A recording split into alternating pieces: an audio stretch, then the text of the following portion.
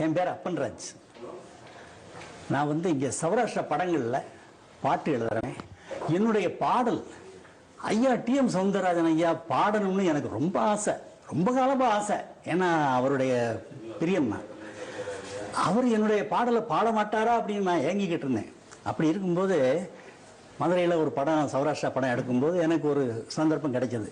ஐயா அவங்க தான் பாட போகிறாங்க அப்படின்னு சொன்னாங்க. ரொம்ப சந்தோஷம் எனக்கு. உடனே நான் பாட்டை கொண்டு போய் ஐயா ஒரு லாட்ஜில் தங்கியிருந்தார். அப்போ தங்கியிருந்தாங்க. அது போய் பாடலை காமிச்சேன். நான் சும்மா ஒரு அடி பாடி காமிக்கிறேன். அது வந்து நொவ்வனூரி அவரிசி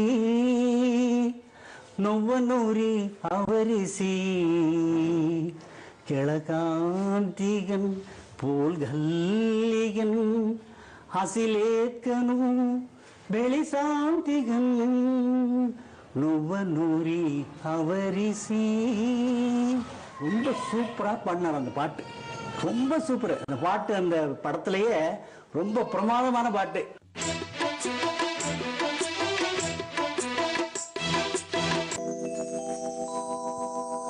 என்னோட பேர் கிருஷ்ணகுமார். நான் மதுரை ஆவினில் வந்து பணியாற்றி கொண்டிருக்கிறேன். நான் டிஎம்எஸ் அவர்களுடைய வந்து ஒரு வெறியன்னே சொல்லலாம். ஏன்னா நான் வந்து பள்ளியில் படிக்கும் பொழுது அவர் கையால் பரிசும் பாராட்டும் பெற்றவன். ரெண்டாவது அவர் கையால் பதக்கம் வாங்கினதுங்கிறது வந்து ஒரு மிகப்பெரிய இறைவன்கிட்டேருந்து நேரடியாக வாங்கின மாதிரி. இன்னும் சொல்ல போனோம்னா அவரை பார்த்தாலே ஒரு தெய்வத்தை நேரடியாக பார்க்குற மாதிரி இருக்கும். அவருடைய முக தோற்றங்கள், முக பாவனைகள்லாம் பார்த்தோம்னாலே ஒரு இன்னைக்கு உள்ள குழந்தைகளுக்கெல்லாம் முருகப்பெருமான் எப்படி இருக்குங்கிறது வந்து தெரியாது. அன்னைக்கு வந்து சில சினிமா திரைப்படங்களில் பார்க்கும்போது அந்த இறைவனை எப்படி திரைப்படத்தில் காமிப்பாங்களோ அந்த உருவத்தை நேரடியாக நான் வந்து அவர் மூலமாக கண்டேன். இன்றைய பாடல்கள் பாடக்கூடிய பாடல்களோட இன்னைக்கு நிலைநிறுத்தி இன்னைக்கு நீங்காத இடம் பெற்றிருக்காருன்னா ஐயா டிஎம்எஸ். இதுக்கு மேலே நான் அவருக்கு சொல்றதுக்கு வந்து, ஏன்னா சொல்லிகிட்டே இருக்கலாம், 4 வருஷம் இல்லை, பல ஆண்டுகள் அவரை பற்றி பேசிக்கிட்டே இருக்கலாம்.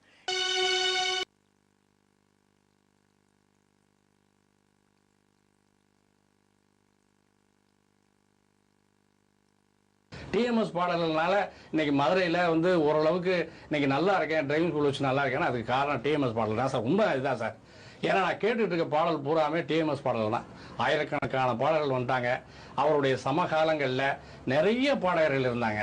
டிஎம்எஸ் இருந்தார், சீர்காழி இருந்தார், பிவி சீனிவாஸ் இருந்தார், ஏஎல் ராகவன் இருந்தார்.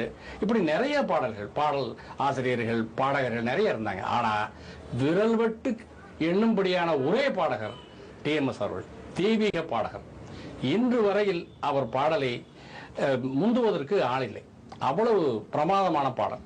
அவருடைய பாடலில் இன்னொரு முக்கியமான ஒரு கருத்து என்னன்னு கேட்டீங்கன்னா, எங்கிருந்து வேணாலும் எப்படி வேணாலும் மேலே போவார், ஐபிச்சுக்கு போவார், லோ பிச்சுக்கு வந்துடுவார்.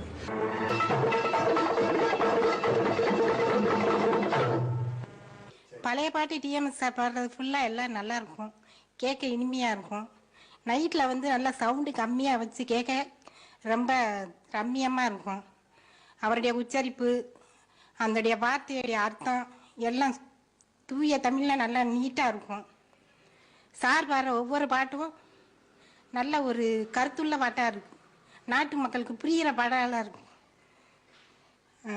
எல்லா படமுமே கேட்குறதுக்கு ஒவ்வொரு பாடலும் ஒவ்வொரு வித்தியாசமான பாடலாக இருக்கும்.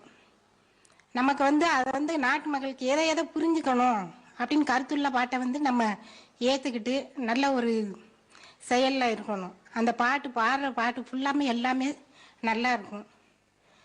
டிஎம்எஸ் சார் மாதிரி இனி அடுத்து யாரும் தலைமுறைக்கு இருக்காங்களான்றது தெரியாது.